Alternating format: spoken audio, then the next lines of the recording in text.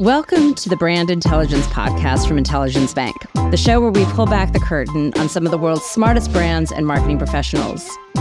We'll dig into how great brand marketing is the flywheel for growth and how to manage brand compliance and governance while growing a business. I'm your co-host, Tessa Court, and today we're taking a dive into the world of branding on what you can't see. Joining me to discuss all things B2B distribution and chemical branding will be Tom Kehoe, who's actually been an IntelligenceBank client twice. Welcome, Tom. Hi, great to be here. Thank you. Before we get started in all things branding, I'd love to hear about what your theme song is. So I have a firm belief everyone has a theme song that sums up their life or their mood, whether overall or just for that week. Usually mine's Proud Mary, but I have to say I've been listening to Fast Car a lot recently by Luke Combs because I love country music and it's kind of taking over my life right now. But I'd love to hear what your favorite song is. Yeah, this was a tough one. This is a tough question to start with because I'm known as more of a music snob, meaning, for example, like if you've ever seen the movie High Fidelity, where John Cusack and Jack Black are pulling out all these obscure records and unknown deep tracks. That's me. Right. They're pushing them out. It's like, this is great music. Don't listen to that Britney Spears. This is awesome.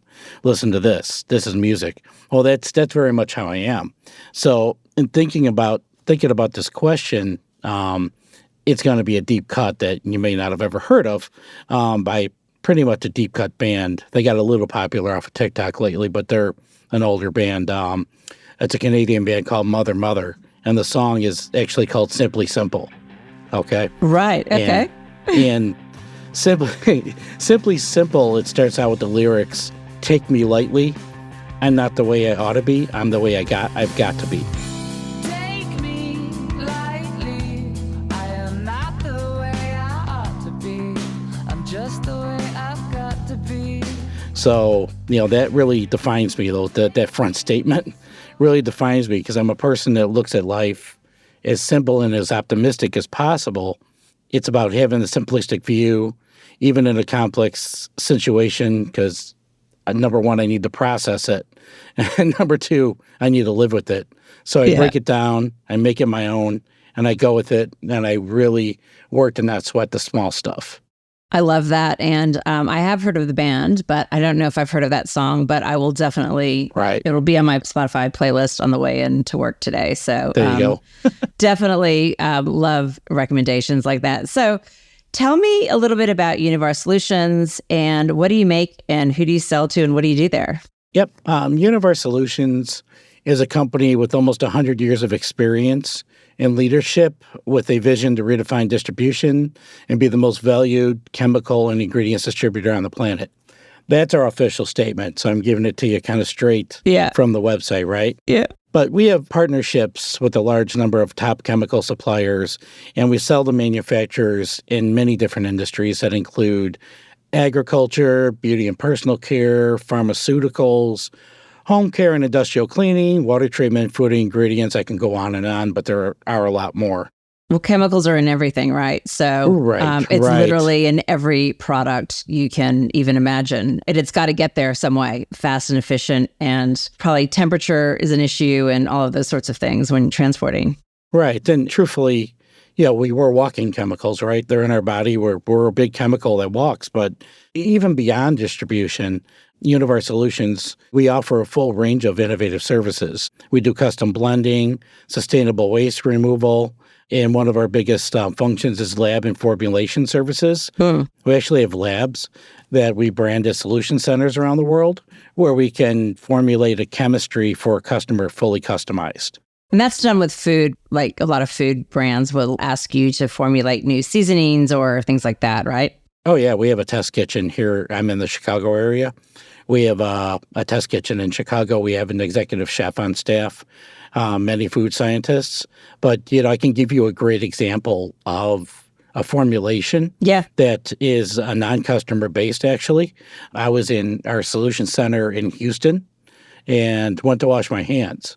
And the hand soap there was noticeably the best soap I've ever used. I'm like, this soap is unbelievable. What is going on? And the feel, the smell, the effectiveness. And I looked at it, and they branded it with the Univar Solutions label. Right. And so I talked to the chemist, and it's their own formulation. It's just for them, something that they just came up with. Yeah, it's amazing. Yeah. So our lab teams, they do an excellent job customizing solutions. Well, they're creating product, right? Like at the end of the day, they're just creating unique products with different textures, smells, whatever it is. And I think what's amazing about what you guys do, it's obviously the logistics of that, but it's also the creation and the innovation, but it's across so many different categories. And that's like a really hard thing to do, is to be horizontally great versus vertically. Yeah. I mean, we are so much more than a distributor. I mean, Univar Solutions in general, we present ourselves prominently as problem solvers, innovators, allies, and partners to our customers. And one of the unique things about Univar Solutions is if you need one bag of citric acid instead of a pallet, we'll ship you a bag of citric acid, which doesn't happen with every distributor, because usually it's basically you have to buy in high amounts. Right. We'll take one bag of citric acid and we'll wrap it on a pallet and ship it out to you. Right. So that's great. That's one of the other very unique things about our company. Well, that's great customer service, which we'll talk about in a bit. But you recently went through a rebrand, and tell us a little bit about your brand values and how these are communicated. And I think from the surface, as you said, it can look like and smell like just a distributor, but in fact, you are creating product, you are partnering with your customers. Tell us a little bit about your rebrand and why that was important for Univar Solutions. Yes, in 2019, before I actually started here in 2021, Univar purchased Nexio Solutions and became Univar Solutions. With this rebrand came, number one, a new visual, a new corporate identity. A new logo was developed to represent a handshake with the goal of the insignia to display collaboration and partnership. The move brought us from a lab coat blue color to orange. I talked to our CEO, and he's like, the orange color conveys optimism, confident energy. He wanted us to be energized, to be unique and distinctive when compared to our competitors, and it truly does. I compare the way we rebranded to the merger between British Petroleum and Amoco. When these companies merged, they took a direction to evolve from an oil company to a global energy brand. They repurposed the BP and British Petroleum, and they stated Beyond Petroleum. And visually, they evolved the color palette of BP to greens and yellows, and they came up with an insignia that represented clean energy, giving it a refreshed, unique, distinctive approach compared to their competitors. I mean, think about it. If you're driving by a BP, you have the whites, the greens. It's very light. It's very clean. When you're driving by like a Shell gas station or another brand, it's very oil-based, right? So that's kind of what they did. And I kind of look at that and what happened in 2019 before I started and say, wow, that's very close. That's very much the same strategy. Moving on to our values, we live by 5 values here. The first value is that we are serious about safety.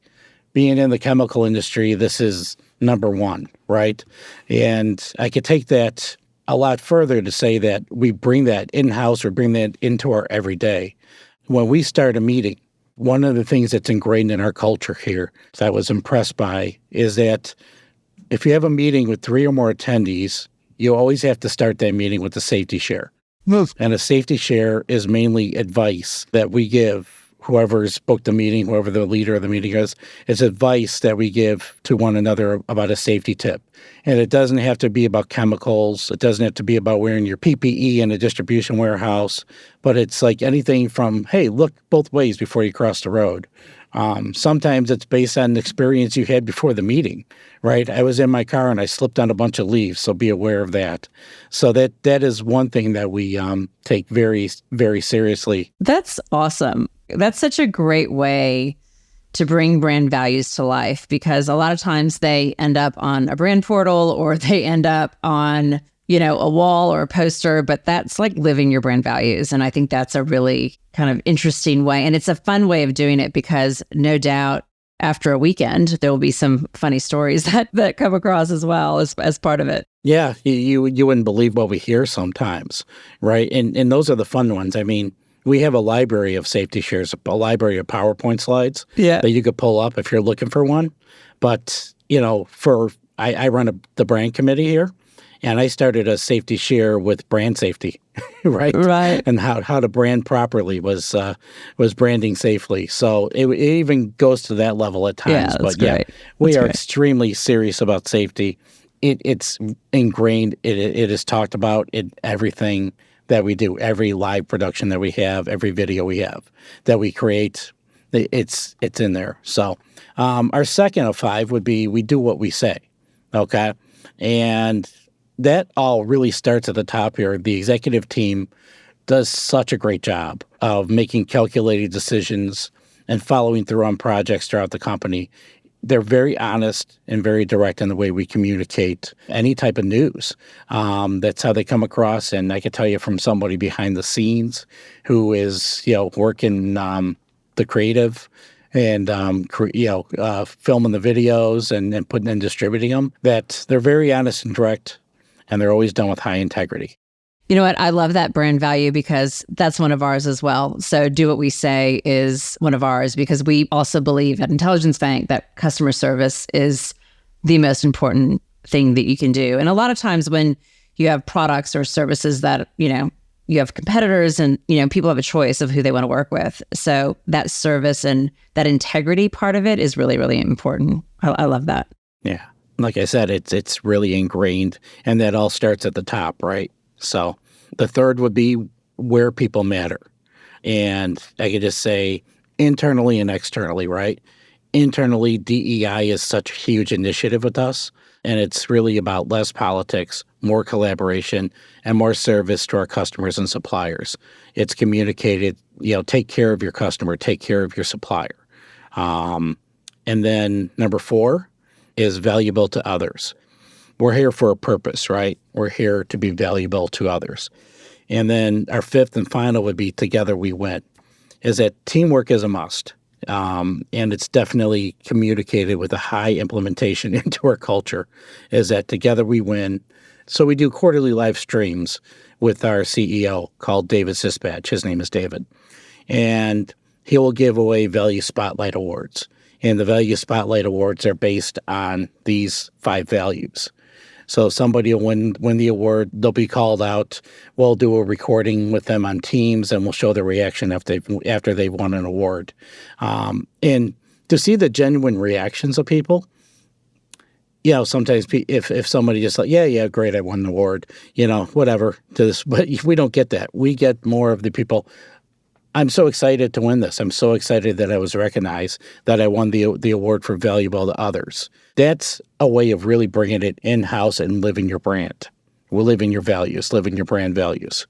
Yeah, absolutely. And we do something very similar too. But we have it peer recognized. So people nominate each other throughout the month. Yep. I just love it when people are, sometimes you see people win multiple awards too in a month. And I think that's really exciting and fun too. Yeah, and these are nominated awards as well. So peers will nominate somebody for this award, basically, and they get a lot of nominations. The word chemical alone is often seen as a negative, right? I think we touched on that a little bit earlier. Yeah, but the purpose, we've developed our purpose, and our purpose is that Univar Solutions keeps our communities healthy, fed, clean, and safe. And that's how we defined Univar Solutions and the basis of how we evolve as a brand. Chemicals are a part of life. They save lives. Though most people go to the negative, they believe all chemicals are toxic, right? You hear the word chemical, oh my God, it's toxic, stay away. But, that's the challenge of our brand. And we supplement that negative through education, how chemicals are in our world and how they help to keep us healthy, fed, clean, and safe. Yeah. And it's amazing because they're in everything, right? Like everything produced has some sort of chemical in it, whether it's soap or makeup or, spices. There are chemicals involved in everything at some point, right? So, and I think that's what's really interesting, what you guys have done in terms of branding the experience of things that you can't see. Like you can't, unless, it's, toxic, but that's not what you guys are doing. But like you actually can't see chemicals. You can't see what it is. So, and I think as a branding challenge, that's actually very difficult to do, is to brand something that's kind of invisible, if you will. Yeah. One of our most popular infographics, I guess you would call it, is that we shot a picture of a holiday table, okay? And we took DEI into account. So it was holidays. All the holidays around Christmas time. You had Christmas, you had Hanukkah, you had Kwanzaa. There were dishes from all the different nationalities, all the different holidays at the time. And then what I would do is I would call out and we would show like, well, here's a turkey for Christmas, and what's in a turkey? Tryptophan, right? And we call out what's a natural chemical in every food item. Yeah. And that got to be so popular that our sealants, case, which is coatings, adhesives, sealants, and elastomers, that's another industry we serve, right? They said, well, what about the stain on the table? You didn't call out the stain. That's right? very funny. And then we That's got very people good. like, well, what about the gas to get to the holiday party? We're like, wait a minute, we concentrated on food, okay? Yeah. But that was one of our most popular infographics because that people are like, it really shows that this is food. We didn't put chemicals in the food. This is if you cook a turkey, there's a chemical in the turkey. It's natural. And it's going to make you fall asleep as well. Right. And you're going to fall asleep. It's going to make you fall asleep. Yeah. But a couple of other good examples of actions is our focus on DEI, diversity, equity, and inclusion, and ESG, environmental, social, and governance. We do this by setting goals, taking action, and communicating for positive progress. Our DEI initiative alone includes 8 branded networks. They meet regularly and develop campaigns that communicate both internally and externally. For instance, a few years ago, we launched our first global purpose-driven campaign called Sheroes Wear Lab Coats, and this was for the WIN network, Women's Inclusion Network. And this was done to inspire future generations of women chemists to spotlight the contributions of women in science, technology, engineering, and mathematics, known as STEM. From a branding perspective, that campaign was all about connecting our people to the efforts of the Women's Inclusion Network, while inserting ourselves into the pop culture dialogue around International Day of Women and Girls in Science and International Women's Day. The campaign sparked a lot of interest from some of our major customers and suppliers, as well as became a tool in our recurring efforts. It stood out amidst the crowd and people took notice. With ESG, as the year turns over, we go back and we create an annual ESG report, which is about an 80-page report. And that really applies to the we do what we say category of values to show how well we did with our initiative and where we're going in the future. Great.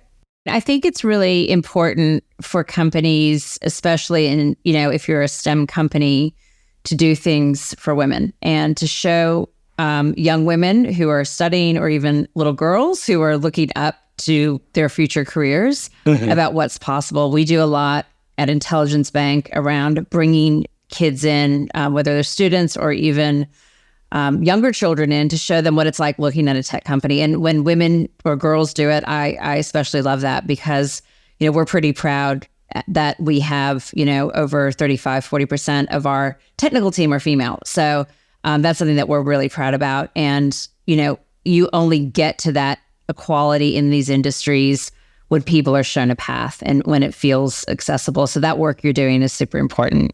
Yeah. I mean, you definitely live that value of customer service. And I mean, the people I work with that I've been with at IntelligenceBank, I mean, Susie and Audrey, top notch. Just they're amazing. Top notch. They sure are. And that's why I came back. Yeah. That's why I came back to you. But it really adds quite a bit. I mean, we also sponsor You Be the Chemist, which is a program for middle school kids to win the You Be the Chemist challenge. And there's a series of tests that they take. And then we actually, if you're going to listen to a Smart Acids, we did a You Be the Chemist special where the kids, we had a quiz, right? It's like Smarter Than a Fifth Grader between our engineers and the kids who can answer the questions, more questions and such. So that's another that's very good way that we live our brand. Yeah, very good. Tell me a little bit about, we talked a little bit about, if you wanted to buy a single satchel of citric acid, that you would send one on a pallet to get there. And that really shows I guess, the importance of customer service and how that plays into your brand. Can you talk a little bit about that and about how important that is and why you bend over backwards for customers and not make them have a minimum order? You're not going the Costco route where you have to buy in bulk every time. So can you talk a little bit about, I guess, that service side of it? It's a good point. For customers, we draw from our vast capabilities, and really sending out a single bag of citric acid is a capability that a lot of our competitors don't have. And our expert, we call on them, we call on our expert teams to deliver these tailored solutions. In true partnerships, we align our services to help customers reach their goals. And if one bag of a chemical helps them reach their goal, we're going to send it to them. Examples would be customers will test their products in our solution center labs, right? Even beyond distribution, a customer could request a bulk custom blend that we'll put together at one of our distribution centers in the tanks. With this full range of services, Univar Solutions can help a customer generate higher margins, optimize their supply chain operations, and take advantage of growth opportunities. But even beyond that, for our suppliers, we serve as an extension of their brand by offering value-added services. We're more of an ally than just a distributor. It's a matter of evolving our position as a leader in chemicals and ingredients. As we live up to our objectives of being valuable to others, right? Our value there. Our podcast, Smart Acids, is a great example of serving our suppliers and customers. Yeah, that's great. And that was kind of like my in to talk about the podcast. So. Yeah. I'll talk to you about that. But before we get to the podcast, which I really want to hear about because I love interviewing an expert interviewer themselves, and you're obviously I think you've won some awards on Smart Acids as well. But just in terms of, I guess, the service side and how that builds brand, I think on the lower end, if I reflect on what businesses can do and take away from what you were saying, on the lower end, it's like service your customers. If they want one packet, give them a packet. Don't force necessarily what you want to sell on what they want to buy necessarily. And you have to be really flexible. And that's probably on the smaller end. But I think what's really interesting, what you do on the higher end, is that you co-develop product. And that's where that genuine partnership comes into play, where your clients know that they can come to you to solve a problem through co-development and co-innovation, which is awesome that you do. So on to Smart Acid. So tell me about your podcast. What is it? I love the name, by the way, Smart Acid. What is it? Why does it work for you? And who are some of your guests? Yeah, Smart Acids, right? ACIDS, right? And when I first heard it, I didn't really realize it was Smart Acids until I started working on the podcast with them. Right.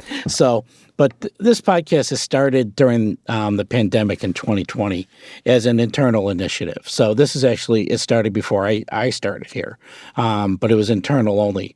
And our host and co-host are both senior directors in product management and global sourcing. And they needed a way of getting information out to their sellers. There was so much information they couldn't get it out to them. And they concluded that their sellers endure a lot of travel time. Now, during the pandemic, that was taken back quite a bit. But knowing that they're going to have all of that travel time, they thought, let's do a podcast, because they're traveling, they're in the car, they're driving. It gives them something to listen to. It's a great way of delivering all of the information in a small package. So that was successful. And after viewing the success of the podcast internally, our marketing communications departments determined that the information would be informative to the whole chemical industry. So that ended up on my desk with our marketing team, and we branded it for external, created a logo, came up with some theme music, we gave it an identity, and distributed, and now we distribute it in all the popular podcast platforms. So 2022 was our first year of really going external with it. Yeah. And it's truly evolved. We've developed a formula where the hosts are upbeat, they keep it light.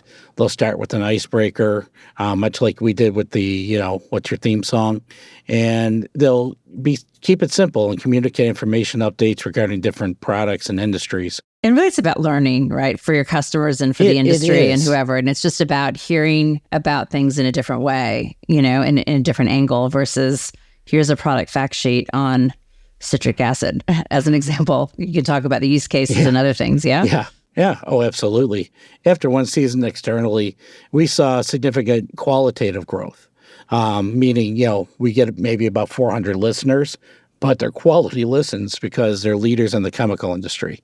Our CEO is a big fan, and he will talk to other leaders in the industry, and the podcast gets listened to for information. Recently, we were awarded a silver at the ANA B2 Awards for Best Podcast, second only to IBM. Our audience keeps growing, and we keep evolving and improving. Yeah, I mean, I think that's awesome. And I think what's really great about your branding efforts is that you've taken something that, again, chemicals are something that you can't see, and you've made it into something that's tangible and relatable to not only to your people in your industry, but outside too. You don't get second place in a podcast award ceremony if you're not doing that really well. So that's awesome. I guess just the other thing I want to talk to you about is really your career in marketing. So you've been our client twice, and we've loved working with you, I guess, when you were in plumbing supplies, and now obviously industrial chemical solutions. And if you had any advice for people who wanted to get into B2B marketing, and I know you've also had a background in electronics as well. So what would you say, and how would they get started in that? Yeah. Well, thanks for calling it interesting, number one, because I have friends that are still in the production industry where I started that would say the opposite. Because I have a background in video, right? I always wanted to be a part of television and media production, and I got there. I was there first as an intern, then as an assistant. Within 2.5 years in the Chicago post-production market, I worked on shows like Oprah Winfrey. I worked on television commercials and high-end corporate videos. I worked for a post-production house. And I realized that I was not passionate enough to evolve. I wasn't passionate enough to move up to another position other than assistant, because I didn't really know I was a graphics assistant. I was an editing assistant. I was about to become trained as a colorist assistant as well. And I'm like, I'm going to have to choose one path here. And truly, my passion wasn't there for it. And I realized that what I liked was mainly the corporate work, because the corporate work lets you wear a lot of hats, right? Yes. And honestly, I didn't like the work-life balance as well in television production. It's not a 9-to-5er. It's a lot of come in. It's very deadline driven. It's very cutthroat. So my passion wasn't there.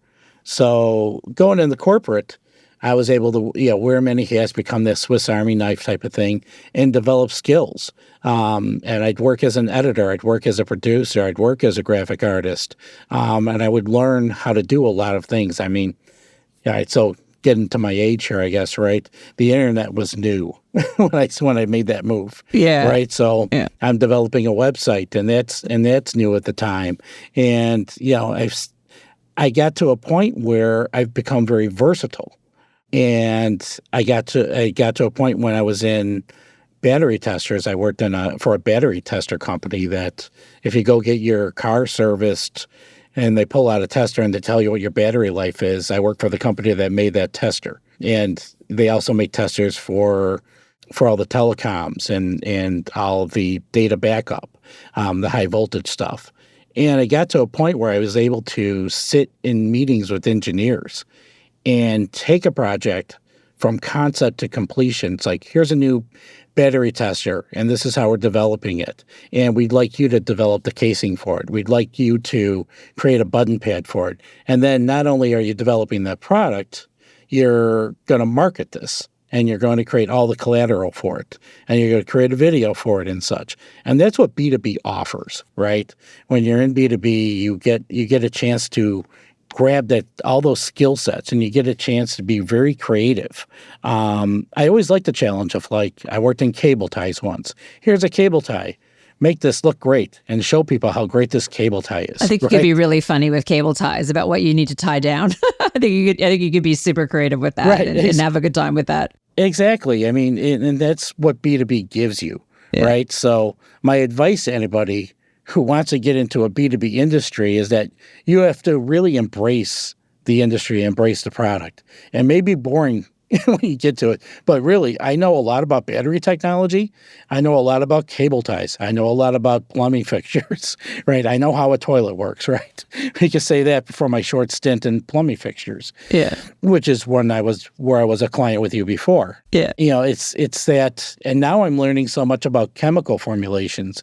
When we do a shoot in the kitchen, it's like producing a video for the Food Network, right? Yep. So we're in there and I'm talking to the food scientists. I'm like, okay, 5-hour energy. Is that okay? Is that going to kill me if I drink 5-hour energy? What's in that, right? And why is it okay to drink compared to other stuff? Yeah.